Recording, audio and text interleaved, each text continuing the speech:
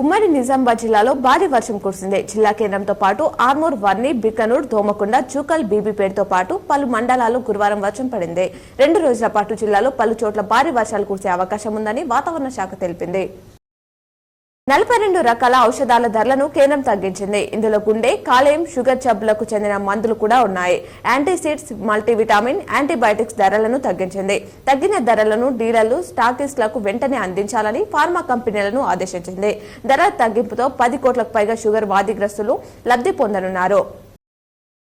ఎండాకాలం నుంచి ప్రజలకు కొంత ఉపశమనాన్ని ఇస్తున్న వానలు వచ్చే 4 రోజులు కూడా కొనసాగుతాయని హైదరాబాద్ వాతావరణ కేంద్రం తెలిపింది. మంచిర్యాల, ములుగు, ఖమ్మం, నల్గొండ, రంగారెడ్డి, మెదక్ తదితర జిల్లాలకు తాజాగా ఎల్లో అలర్ట్ జారీ చేసింది. ఆయా జిల్లాలో ఉరుములు, మెరుపులతో కూడిన వానలు పడతాయని స్పష్టం చేసింది. మాజీ క్రికెటర్ హర్భజన్ సింగ్ పై ఎస్ఆర్హెచ్ ఫ్యాన్స్ ట్రోలింగ్ చేస్తున్నారు. ఆ జట్టు ప్లే ఆఫ్స్ కు వస్తుందనుకోవడం లేదని హర్భజన్ జోసెన్ చెప్పిన విషయం తెలిసిందే. అయితే బజే అంచనాలు తలకిందులు చేస్తూ హైదరాబాద్ ప్లే ఆఫ్స్ కు చేరింది. దీంతో బజే టార్గెట్ గా ఫ్యాన్స్ పోస్టులు చేస్తున్నారు. ఆర్మూర్ పట్టణంలోని కొత్త బస్టాండ్ వద్ద గల జీవరెడ్డి మాల్ కు 2,51 కోట్ల బకాయిలు ఉంది. బకాయిలు చెల్లించాలని మాల్ యాజమాన్యానికి 4 సార్లు అధికారులు నోటీసులు జారీ చేశారు. భారీ వర్షాల నేపథ్యంలో అధికారులు అప్రమత్తంగా ఉండాలని సీఎం రేవంత్ సూచించారు. ప్రజలకు ఇబ్బందులు లేకుండా అవసరమైన చర్యలు చేపట్టాలని ఆదేశించారు.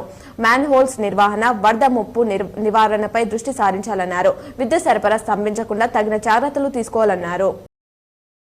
నిజామాబాద్ కు చెందిన స్టార్ బాక్సర్ నిఖత్ జరీనా సత్తా చాటింది. ఎలాట్ కప్ బాక్సింగ్ టోర్నీలో నిఖత్ 52 కేజీలు అద్భుత విజయంతో ఫైనల్ కు చేరుకుంది. కజకిస్తాన్ కు చెందిన టొమిరిస్ మిర్జాకూర్ పై 5-0తో విజయం సాధించింది.